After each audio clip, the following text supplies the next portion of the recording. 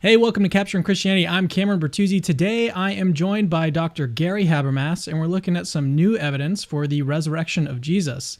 It's going to be a really exciting episode because I don't even know what he's talking about. I don't know what this new evidence is. He's actually just going to reveal it here live on the streams. My first time hearing it, so I'm just super excited. And instead of do like a long, drawn-out intro on Dr. Gary Habermas, he's a historian. He's a philosopher. If you'd like to learn more about him, check the description of this video. But let's just jump. I want to jump right in because we've only got about an hour to go over this evidence. So let's just jump right in. Gary, where should we start? What's this new evidence that you've got? Well, a lot of people know I've been working on what I call magnum opus. That's a long story, but briefly, a bunch of my buddies told me 10 years ago or more I should start doing a major work on the resurrection that does not borrow from my 20-something books. Of my 50% of what I've written is on the resurrection. So they said, why don't you do something new and put all this stuff out there? And I just trashed the whole idea because I told them it would take the rest of my life, and I've got things going on. And so they said, "We'll start." Well, I thought. I got working on it. Well, we're getting ready, finishing the first volume, and it is 1,600 pages on just the evidence for Christianity, the evidence for the resurrection, and it is the first of 4 volumes. And in the process, it occurred to me that some things were happening, and I was realizing some research that hadn't been talked much about before. Now, some of the things I'm talking about will be familiar to people, but I think it's the arrangement of them that's really new. So let me say it this way. When you want to do history, there are a lot of tools you need. I say there are tools and rules. There's things you use and how you apply them. And 2 of the most important ones are eyewitness testimony and early testimony. And a lot of critics think we have neither. A lot of critics who deny the 4 Gospels. Paul, they like Paul. They'll admit about half of Paul's books, and you're free to use those half of books. A lot of people misunderstand. They think you can't use the scripture with atheist New Testament professors. Not true. But they limit what you can use, according to their view. And so I started working with their principles.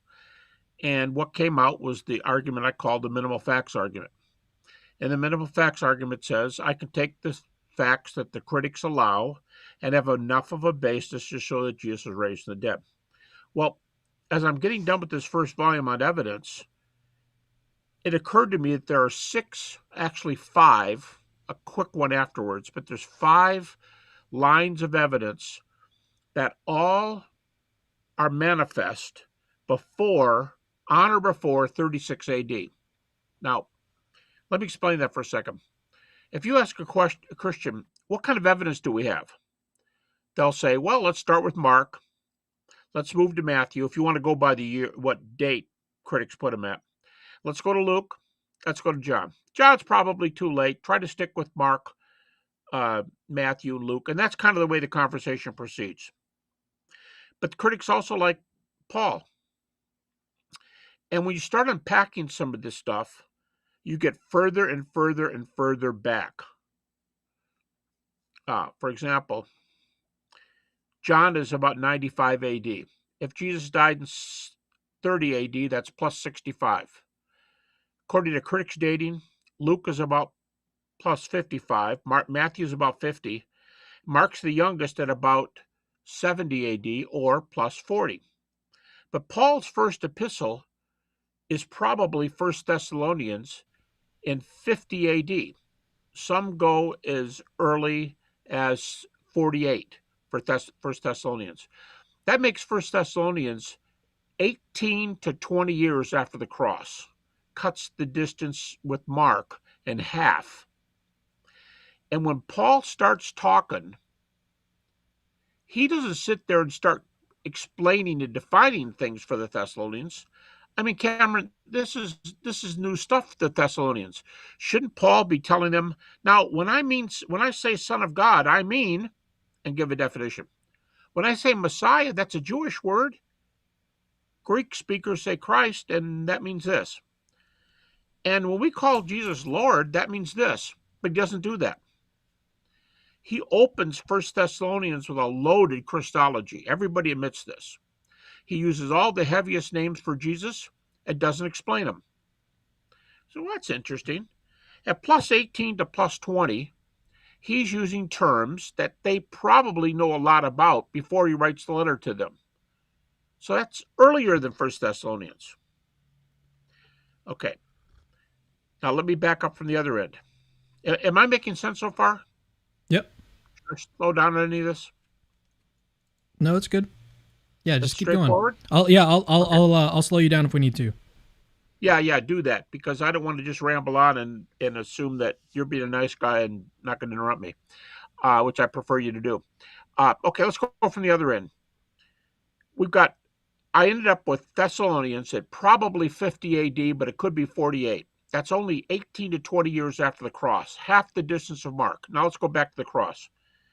Moving forward, everybody puts the conversion of Paul at plus 2 or 3. That's 32 to 33. If you keep the cross at 30 in your mind. Some people say 33 for the cross, but all you're going to do is move your numbers up. And at 33, you're going to be even closer to the book of 1 Thessalonians. But at 30, Paul comes to the Lord. He's taking his trip to Damascus at 32 to 33. Here's the big question we start with today. What is going on between 30 and 32? Or if you prefer, 33. What is going on in the Christian world before Paul comes to know Jesus? Now, the normal comment is, well, Paul was a Pharisee. Good. He was a scholar. Yep. And he was angry about something. He held the coats of those who stoned Stephen. We're told that Paul voted against the Christians he caught. He voted against them. The phrase is, unto their death. So he voted, I guess if he was a jury member, quote unquote, he voted for him to die. That's going on between 30 and 33. That's Paul's side. He didn't like what he was hearing. But now we're getting down to the nitty-gritty. What was Paul hearing? What was out there between 30 and 33? And again, our point is we want early eyewitnesses. There aren't any Gospels, and Paul's written no books. Now, the earliest Christian preaching, according to skeptics like Gerrit Ludemann, the late Gerrit Ludemann, the atheist German New Testament scholar, Bart Ehrman, and many others, the preaching of Christianity started immediately. Christians began preaching the gospel immediately. So right away, if Jesus dies in the spring of 30 AD, and Christians are preaching the gospel, which at a minimum is the deity, death, and resurrection of Jesus, what is making Paul so angry? And I guess that kind of general question kind of sets the stage for this. And take Gerrit Ludemann, the atheist New Testament scholar. He says Christians preach the gospel data immediately after. He doesn't believe in an ascension. So immediately after they didn't see Jesus anymore, the book of Acts says 50 days later, Pentecost. So less than 2 months later, they're out preaching. And Ludemann says that's true. Christians were preaching the gospel at about, what's immediately? But according to Acts, it's 2 months later. Now, this is a very exciting time. I'll just stop right there for 1 second. The old view among both liberals and non-liberals, both conservatives and liberals, is that a lot of scholars think that it got to the book of John before we totally unpacked how heavy Jesus' Christology was. Whether you like John or not, John is saying he's developing what they said in the early church. But Cameron, this is surprise number 1. I'm not putting on the timeline yet, but just a point. A lot of critics are saying today that what came out of the gates in 30 AD, what came out of the Christians' mouths, what Gert Ludemann calls early, immediate, is the highest Christology ever preached. Now let's just think about that for a second. The old view is John unpacked it 60 years later. The new view is at least as heavy as what John did, was coming out of the gate immediately. Okay, what are some of the things that come immediately? Let me use Richard Bauckham. He's probably very well known with your well-read folks that listen to your broadcasts. And Bauckham did not invent this phrase, but he quoted it. And here's the phrase. And no matter how often I say this, I am blown up by this stuff. It's incredible. Here's the phrase. The earliest Christology is the highest Christology. Go. Whoa. I don't think that can happen. They can't come out of the gate blasting like with a cannon and all this heavy Christology. How do you know that? Okay, so I want to situate the audience a little bit. If they don't know the term high Christology, what does that mean? Because I think that's important for this first point. That's a great question. And I love you stopping me like that because I want people to understand this. This is a powerful message. High Christology, the way I'm using it, is a very lofty Christology. Jesus is not just a Galilean preacher who some people misunderstood. Some people got him right. Some got him wrong. Some hated him. Some loved him. He did a lot of miracles. He did exorcisms. And darn it, the Romans killed him, but he was raised from the dead. That's the way we do it. And you would think it took a long time for it to get into Christians' heads what this panorama was about. Does that make sense? You think were you they would just have sorry, so that I'm following correctly? Were you just describing low Christology? Yes, I was just going to say that's great. I was just going to say most people would think beginning Christology was at least lower, and it took up until Mark, Matthew, Luke, and John to unpack it. And John, in the beginning, was the Word. The Word was God. The Word was with God. Thomas says, "My Lord and my God," and he worships him. Wow, 60 years. In fact, Raymond Brown, the very well-known, until he passed away in the 90s, very well-known, probably the best-known American New Testament scholar, said something like this. If Jesus had returned in 100 AD, this is the old view. If Jesus had returned in 100 AD and read the Gospel of John, he would have said, "Yeah, that's exactly where I was going. Thank you, John." But the idea is it took 60 years to get there. And the people coming out of the gate in 30 AD, they were struggling. This is the old view. They were struggling to know exactly who Jesus was. I mean, after all, Peter denies him. The disciples were told they doubted when they saw him. When the women go to the empty tomb and they come back and tell the disciples in Luke 24, they thought the women were spreading gossip, it says in Luke 24:11. That's the old view. Christians had a good view of Jesus, but they were struggling to say to themselves, who was this guy? That's low Christology, and it took a long time to unpack it. High Christology is it came shooting out of a cannon, who knows where from, and everything came out of first. Everything in terms of like Jesus was son. Would you say that like the Trinity, not necessarily like the full blown Trinity, but like Jesus is God? Would you say that that's part of high Christology? Let's do a little bit of that. You know what? I got a chart right here. Just let me grab it. Make sure. Okay. Feel free. I'm doing justice. Here it is. Let's make sure I'm doing justice. In the earliest materials, he's called Christ, Son of God, and Lord. He's also said, Cameron, to be of God's nature. It's also said that he's going to be sitting on the right hand of God. And it says that he's pre-existent. Before Mary bore him, he had already been in existence. All that stuff comes out of the canon from the get-go.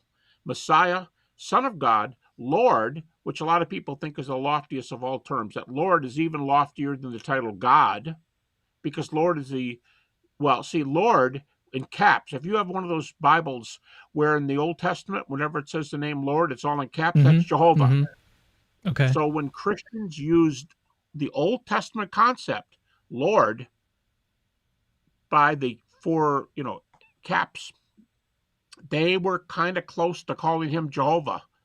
That's bombastic. And wait a minute, they go, It's not wait, just let's like get master. It'd be Jehovah. Wow. Okay. well, I'll tell you how they know it's that I'll tell you how they know from the beginning. They called him Jehovah. Now that's Richard Bauckham, the very well-known New Testament scholar, British. Um, Well, let me. Bauckham's big. Go ahead. Yeah, I wanted to bring us back to this piece of evidence that you're looking at right now, which is there's this time right after Jesus' death between, and you say it could range from like 30 to 33. That doesn't really matter. But the question is, what was happening during that time that Paul, before his conversion, after Jesus died, what was going on during those 3 years? And that's what you're sort of drawing attention to is like, what is it, like what was causing such a ruckus, basically? And so the old view is that, that you've got this low Christology view where Jesus was more or less just a Galilean guy, this rando who was killed because of his, blasphemous claims or whatever, but he wasn't like anything special. But now where it seems like you talked about Gerrit Ludemann earlier, and he's leaning toward this high Christology view during these few years right after Jesus' death, because that's going to help explain why there was so much turmoil in the land right after Jesus' death. Why everything came shot out of a cannon in between the crucifixion and Paul's conversion. But just a couple of points to make. Gerrit Ludemann doesn't hold these things. He doesn't believe Jesus was the Son of God. Right. But Ludemann is unpacking what Christians believed about him. Mm-hmm. That's one thing. And secondly, that's a good distinction. Yeah, I'm sure there's some people who had really low views of Jesus. Like you said, yeah, he's some Galilean preacher. I think he's a prophet of some sort. He reminds me of this guy or this guy, and they name old prophets. No, even before he died, people were thinking he's the Son of God. He made that claim. In fact, if you buy Mark 14, 61 to 64, which I think is the highest Christology in the Gospels, the high priest asks him, "Are you the Christ, the Son of the Blessed One?" He says, "Ego eimi, I am. And henceforth you'll see the Son of Man coming on the clouds." And when he says he's the Son of Man, the priest tears his garments because he declares him a blasphemer. So there was some high Christology there, but I don't think in the low stage. But I don't think people had unpacked it. They're going like, remember when he went back to his hometown? Isn't he the son of Mary? Answer, yep. Didn't he grow up here? Yep. Then however lofty he is, he's a man. Yep. But some people are saying he's the Son of God. Yeah, they're crazy. And it said he couldn't do miracles in his own town. There were some people before he died, of course, who thought he was the Son of God, who thought he was Lord, and they had a fairly high Christology. But even there, they don't unpack it. But we have this odd phenomena that John's got this real high Christology way down there at plus 65, and Raymond Brown. If Jesus had come back, Jesus would probably say, "Yep, John got it right, but he's the disciple I loved." So I'm not surprised John pulled the rabbit out of the hat. But that's not. Well, let's go back to it. Go ahead. Yeah, I've got a couple objections to this line of reasoning. So first of all, why do we need to posit a high Christology in order to explain all the turmoil that was going on, and why Paul was being, or why he was persecuting Christians, so to speak, and sort of getting riled up by them, like having to go out and take care of them, so to speak? Like, why do we need to posit a high Christology during that time? Couldn't we just posit? We'd have to just maybe think up some reason why the Christians were being so rambunctious, but that doesn't seem too difficult of a task. So that's one response. And then the other objection that I've got is, well, how does this actually support the resurrection of Jesus? Because, a lot of people believed really crazy things about other false prophets. Islam, Christianity is true, Islam's false. So that's another case of where you could see that just because someone's got a belief and is very convinced of something, that doesn't necessarily support the view in question. So those are kind of two objections that popped up in my mind as you were going there. So how would you address those? Yep. Well, your first question, where does this come from? And how do we know they were doing this? I haven't given the 5 things yet. I'll give you the Oh, 5 lines which show you where I'm only setting the stage and saying oh what wow. they were proclaiming was the highest stuff. But I'm going to answer your question. How do we know they were proclaiming this high Christology from the very beginning? I'm going to give 5 reasons to know it happened by 36 AD. It was already unpacked. What I mean is they knew it from the very beginning, but we see 5 evidences. Here's another way to say it. We don't have to wait for Mark in 70 AD. We don't even have to wait for First Thessalonians in 50 AD, where it's high Christology. And it's never explained. So they already believed it in Thessalonica, First Thessalonians. How did they get that far that fast? So I went all the way back to the cross and I said, here's what's coming out of the canon. All right, I've got 5 indications that tell us here's how it happened. But I was setting the stage by saying, if the earliest Christology is the highest Christology, like your first question just asked, I want to know what the data are that they got it back then and did not have to wait until John's Gospel. Does that make sense? Yeah, yeah, Let me go fair ahead enough. I'm excited to hear the 5. What about the second objection? Do you want to address that later after we look at the 5? I'll start it right. I could start right now, but the main point I wanted to get across for the opening intro is that there was a very high proclamation of Jesus going around from the beginning. Right now I'm only making a statement, then I'll give the evidence for it. They called him pre-existent. These 3 things are highly blasphemous. He's pre-existent.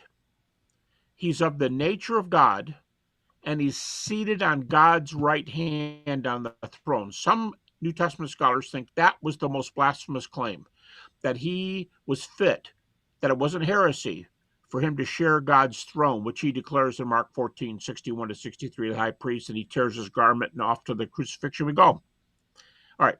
That the claim is, all right, dude, if you can show me that they thought he was pre-existent, of the nature of God, and shared the throne with God, you're going to get my attention, and you're going to cause me to realize the earliest Christology, the highest Christology. But I don't see any evidence of this yet. I just hear you talking. Is that good? Yeah. All right. Yeah. Okay. Let's get into it. So, and we're already about 30 minutes in as well, and that was just the intro. So hopefully, we've only got an hour with you. I know I can do the 5 real fast though. I can put the 5 down in 5 minutes if I had to. But okay. Here's the 5. Yeah. Do it. Just take your time. I'm gonna shut up. I'm gonna let you go. Okay. The earliest proclamation that Garrett Ludeman says was there from the beginning. That proclamation was of these things. They taught the things I just said in this introduction. They were saying he's the Son of God. He's on the right hand of God. He's of the nature of God. And this was taught right there before it even got to Paul's conversion. Paul is upset for some reason. Paul's got a right to be upset. The Christians were proclaiming some things that were highly blasphemous to Paul's way of thinking. And the first step is the preaching they were doing. We know this happened from the very beginning. Now, the Greek word, it's a New Testament word, and it's called homologia. And the word means things which are to be believed among us, the center of our faith, what we agree on. In the New Testament, that's called homologia, Greek word, in the New Testament. And that is their preaching. Okay, second step. How do we know they were preaching that? I can say that. How do we know they're preaching? Second step. Cameron, we've talked before about the early creeds in the New Testament, and these are very, very early. The early creeds, these are little snippets of information that are found in our epistles. Now, if you unpack them, what do you get? This is stage 2. The second one is the early Christian preaching. They preached it. Now, I haven't answered the question yet, what's their evidence? But they preached it. Second, but the question is, how do we know they preached this heavy, heavy Christology from the beginning? Because the early creeds say so. And we know they're early. Critics date these things to the 30s. Critics do. Bart Ehrman, atheist New Testament scholar. Bart Ehrman says over and over and over that they're in the 30s. Sometimes he says they happened in these creeds were out in the first 2 years after the crucifixion. First 2 years. What do they proclaim? Let's talk about a few of them. And the critics agree where these creeds are. Here's one. Romans 10:9. If we confess with our mouth that Jesus is Lord and believe in our heart that God's raised him from the dead, we'll be saved. If we confess with our mouth that Jesus is Lord and Is that the believe in the Jehovah Lord? resurrection, okay, that's how you know. This is Romans 10:9 and 10. I think it's 3 verses later, right there in that same context. Paul says, as it was proclaimed by in the Old Testament, whoever calls upon the name of the Lord will be saved. And Lord there in that context, quoted by Paul, is Jehovah. So let me say it again. Romans 10:9. If you confess with your mouth that Jesus is Lord and believe in your heart that God's raised him from the dead, you'll be saved. And then Paul says, it's just like it says in the Old Testament, whoever calls upon the name of the Lord will be saved. And that use of Lord, that second use of Lord is in caps. Paul defines which Lord. You said it right. Lord can mean sir. Lord can mean master. But Paul quotes the verse where it's Jehovah. Now, I'm not going to let everything rest on Romans 10:9, but I think that's pretty instructive. If you confess with your mouth that Jesus is Lord, and it's like Paul saying, and by the way, by Lord, I mean Jehovah.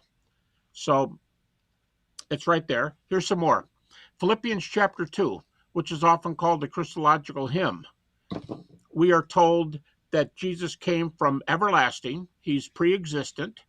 And at the beginning of Philippians 2, 6 through 11, which is a creed, it says this: Jesus was in the form of God. Now, form doesn't mean much to us in English. Form might be a roughed-in house where the 2x4, the frame is up. That's form. But I can't live there, and when it starts raining, I get wet. So that's just a form. But in Greek, the primary meaning of form, morphe, is nature. The same nature of. And in Philippians chapter 2, 6 through 11, it starts out, he was in the form of God. Next verse, he was in the form of a servant. And that's where we get this God and man. You go, that's a pretty advanced doctrine, isn't it? It is, but why is it in the early creed in Philippians chapter 2? So you got Romans 10:9, Lord, Philippians 2, pre-existent, and he's of the nature of God. And guess what? Every knee will bow and every tongue will confess. He's sharing God's throne. So you get these verses right from the beginning. He's Lord. Romans 1, 3, and 4. He showed himself by the resurrection to be Son of God, Messiah, and Lord. That's Romans 1, 3, and 4, another creed. So they're using these terms in these early creeds. Now, this is stage 2. The first stage is they preached it. The second stage is the preaching becomes crystallized. And the crystallization is called creeds. The people whoever has not heard me speak on creeds before, any of your folks, we do the same thing in school today. Somebody could be illiterate, and you could teach a kindergarten who can't spell their name, or a preschooler, you can teach them, row, row, row your boat gently down the stream. Or we can teach them, Jack and Jill went up the hill to fetch a pail of water. Those are little statements that have a da da da da da da da da da da da da da da ring to them. And we do that so that potentially people who can't sign their name, can't read, are tracking with you. We sing hymns. How about, here's a Christian example of Jack and Jill or row, row, row your boat. How about, we could say on a hill far away was an old rugged cross. We could say, um, How about just the uh, ABCs? My son, I think he was at like 2 years old when he learned his ABCs, and that's there another you one of those go. that does. When my son was 2, he was putting together a map of the United States on a little where you put the states in. Oh, Now, those are great nice. examples. Those are great examples because they're not row, row, row your boat and Jack and Jill. They're showing they know what's going on by putting states in or by saying A, B, C, D, but he can't read a book. So we're giving them the building blocks, right?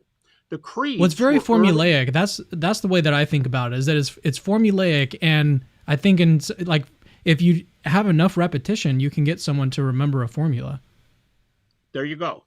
And you don't have to read to sing "Amazing Grace, how sweet Yeah. the sound that saved a wretch like me. I once was blind, but," and there's a dot dot dot dot dot dot dot. So All right, let me before we flip move on, here. give me those. Yep. What are the creeds? What are all the creeds? The exact references. I actually want to go look at these after Okay. the Yeah, show. I'll give you a number of them. Romans 1, 3, and 4. Romans 4:25. Romans 10:9. 1 Corinthians 11 on the communion passage. I gave you that which I also received from the Lord. The same night which he was betrayed, took bread, he blessed it, gave thanks, broke it, gave thanks. That's 1 Corinthians 11. 1 Corinthians 15 is the best known one and probably the earliest. And he says there, I gave you which I was given, how Christ, and he defines the gospel. Christ died for our sins according to the scriptures, was buried, rose again the third day according to scripture, and appeared to Peter and the 12. And here comes these 5 appearances. And Paul says, last of all, he appeared to me. So 1 Corinthians 15 is the main one. Philippians chapter 2 is major. Here's another one, a What very verse is obscure that one? one. Two what Which one? for Philippians 2 verse what? 1 Corinthians 15, verses 3 to 7, especially Philippians. 3, 4, 5, Sorry, I'm but asking 6 and about 7. Philippians.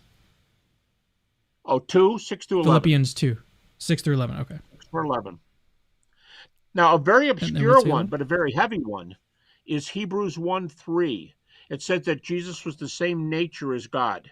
But so does Philippians 2, 6 say that. But So we you got don't. I two mean, verses. Hebrews was not written by Paul, unless do you think that it was?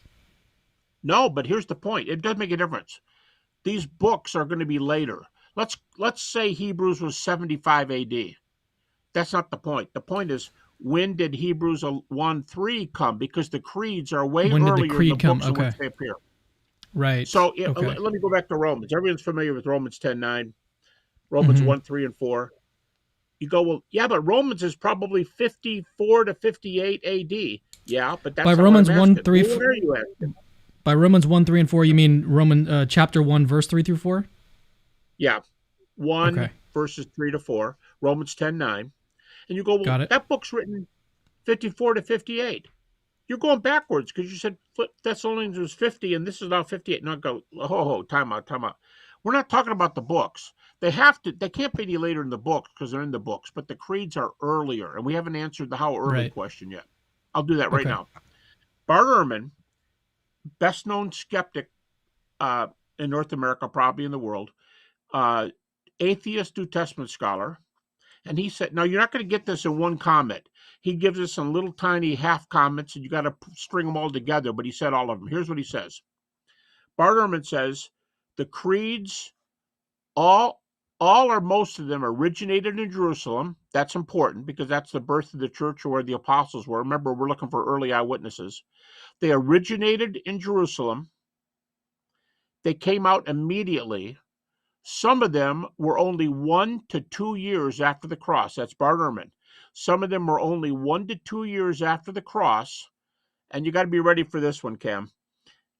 1 to 2 years after the cross, they could have all been in existence before Paul took his journey to Damascus. If you let that sink in, you start to see why the earliest Christology is the highest Christology. So Yeah, I mean, I can definitely see that, so far we've got especially if we're getting all of these creeds that they espouse a high Christology. That's what the creeds do, and then if you date them early, Yep.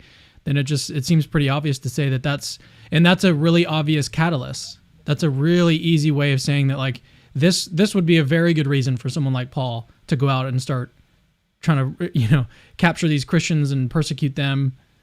Whatever terminology you want to use, that's not really relevant. But the point is that, yeah, if you've got a high Christology during that time, it really makes sense of what he was doing, the work that he was doing against Christians before his conversion.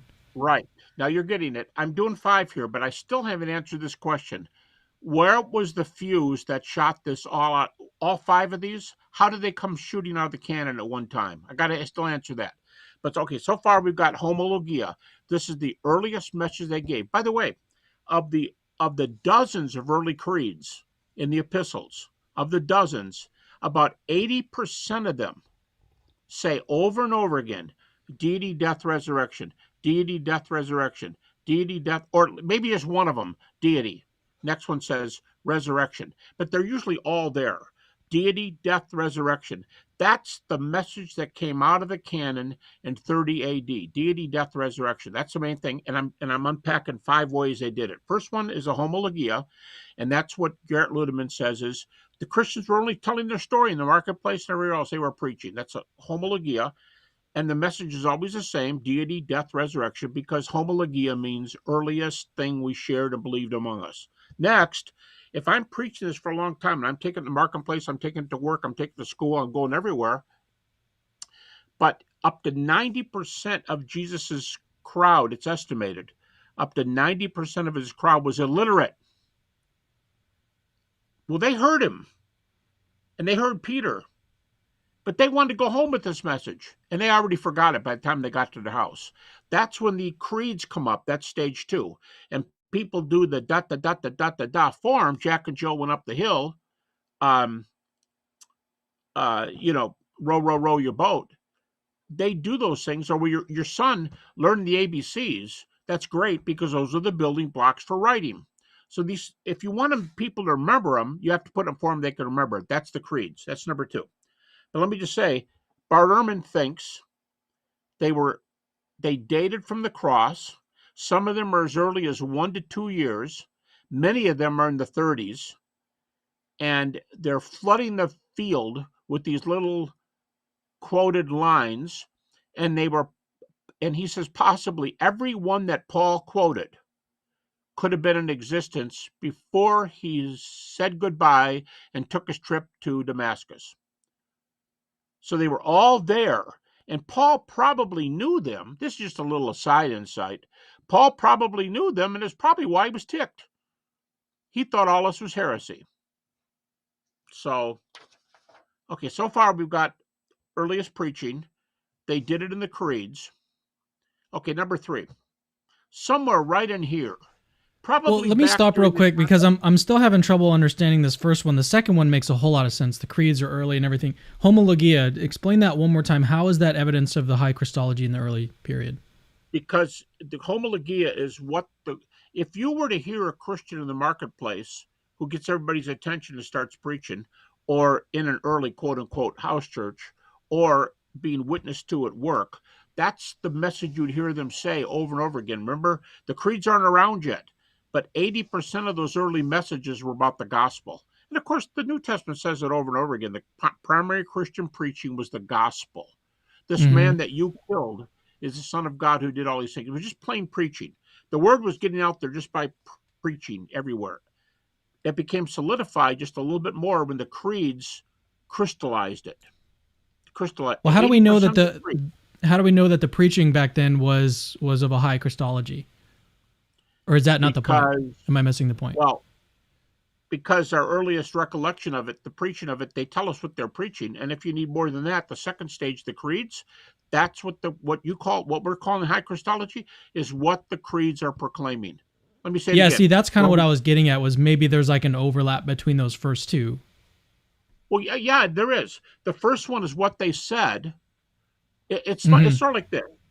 You're saying something in school. You're a student, and you're saying something in school, and you're just talking, and you've mesmerized the teacher, and the teacher says, "Put it in writing for me." And the next day you come with a couple paragraphs, and you've written up what you were trying to get across in class. It's the same message, but now it's formalized. First, it was preached without a basis. Second step, it's formalized in creeds. Same message, though. Same message, but it's a lot I more see. solid in step 2. All right, Okay. somewhere in there, probably during the Homologia, probably in that stage, but somewhere in these first 2 stages, James, the brother of Jesus, comes to know Jesus. According to the New Testament, he was in the upper room with Mary and his other brothers. You know that uh, John chapter 7, Mark 3, and Mark 6 all say that Jesus' brothers were unbelievers. In fact, John 7:5 says it directly. His brothers did not believe in him. It's worse in Mark 3 because they thought he was nuts. If you go back and look at the Greek, they thought he was beside himself, and they apparently tried to drag him out from front of the crowds because they thought he was giving their family and their city a bad name. So they weren't believers. Somewhere in here, James becomes a Christian.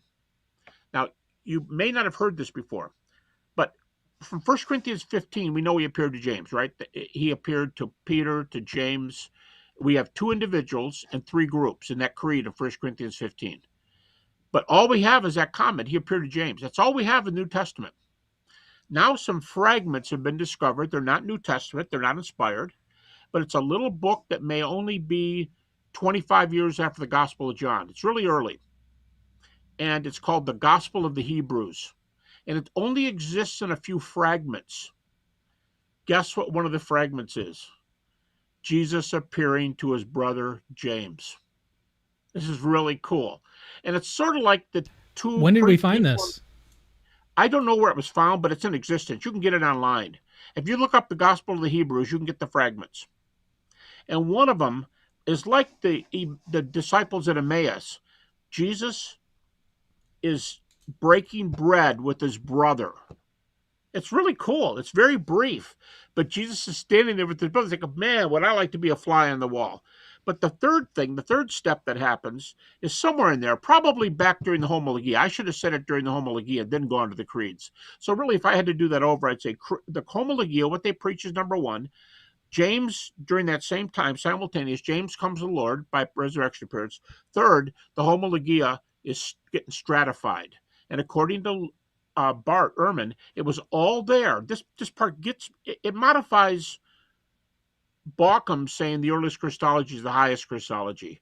Well, according to Bauckham, according to Bart Ehrman, all the creeds Paul cited could possibly have been in existence. Paul cites him as a Christian later, but they could have been in existence prior to his leaving home to walk to Jerusalem or ride or whatever he did to Jerusalem. So you got the Homologia, it's simply the marketplace message.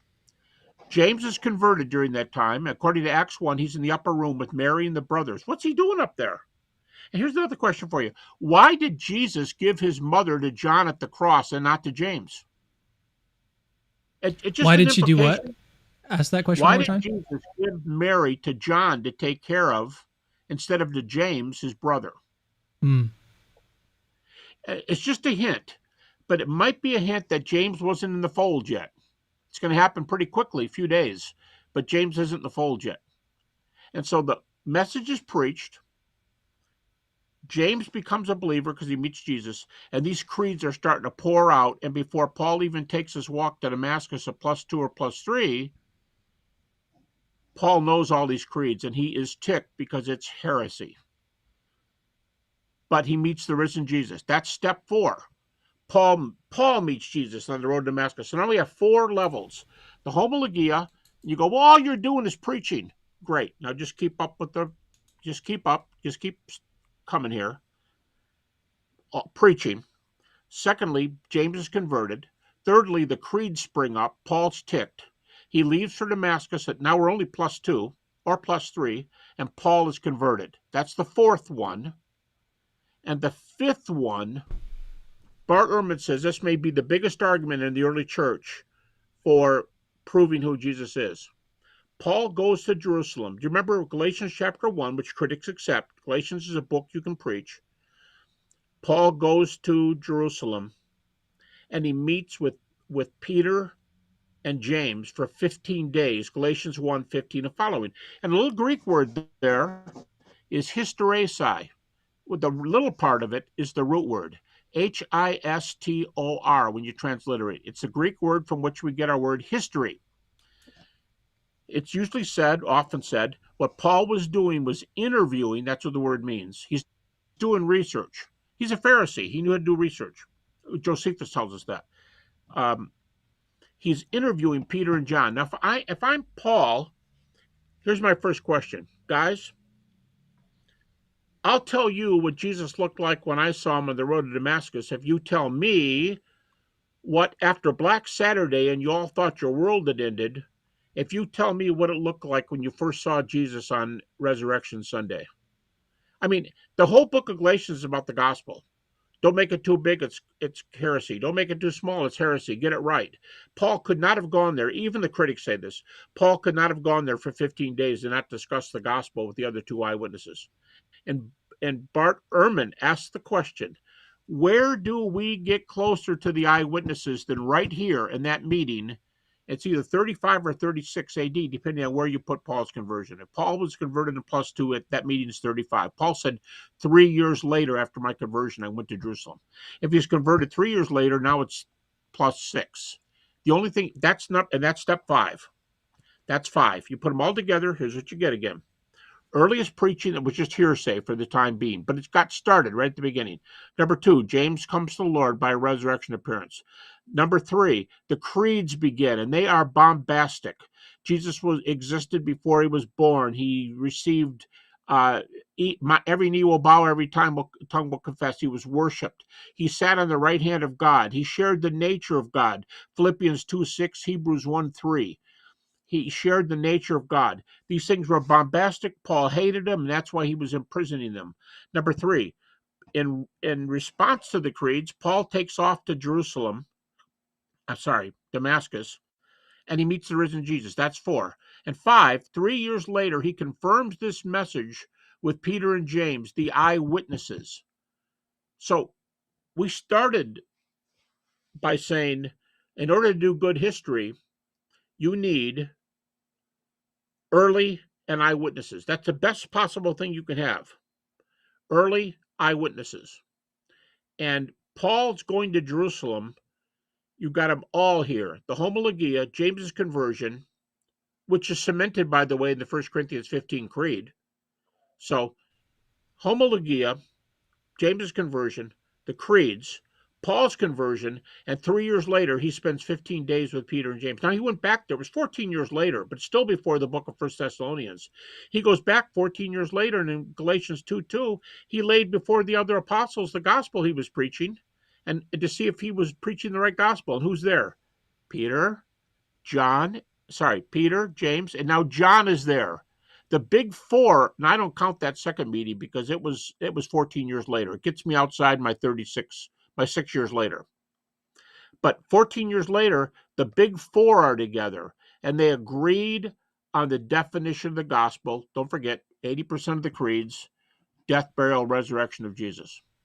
So that's the 6.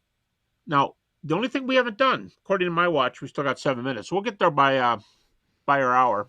But here's the canon. What was the wick that they lit to shoot this stuff out? The answer is, and it's in the creeds, the answer is the resurrection. Jesus is saying all these things. You'll know it when I'm raised from the dead. I'm going to go up to Jerusalem. I'm going to die. I'm going to be raised. And Peter goes, not on my watch, you're not. I'm bringing a sword. And he cuts the guy's ear off. I mean, they didn't get the point, but they heard the preaching. It's all the resurrection. It's all the resurrection. It's all the resurrection. The angels at the tomb say, you're going to see him. Tell the women, you're going to see him. They heard these things before Jesus died, but they didn't realize them till he was raised from the dead. And that's when the wick was lit, when he was raised. And that's why the Christology was so explosive right from the very beginning. That's why the earliest Christology was the highest Christology. Does that make sense?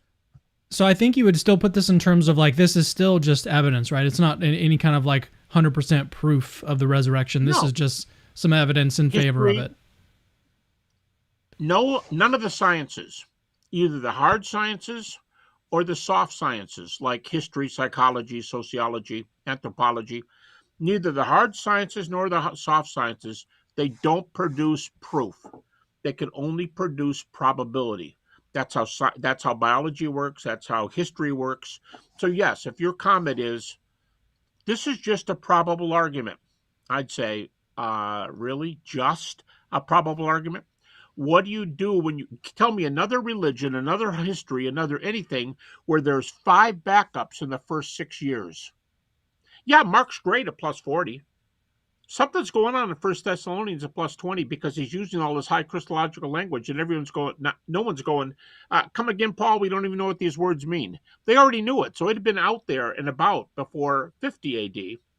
So it was out there. But that phrase, the earliest Christology that we started with, the earliest Christology is the highest Christology. It's because it all clicked when the canon of the resurrection went off, and they said, oh my gosh, he's the Son of God. And somebody else goes, he's the Lord of the Old Testament. And somebody else goes, he should be worshipped.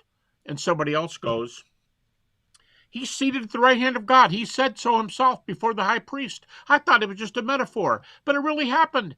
Because, see, it's all kind of a metaphor until the shot of the cannon, which of the resurrection, which is utterly unique. And it gave shoe leather to all 5 of these. And there's no message like this.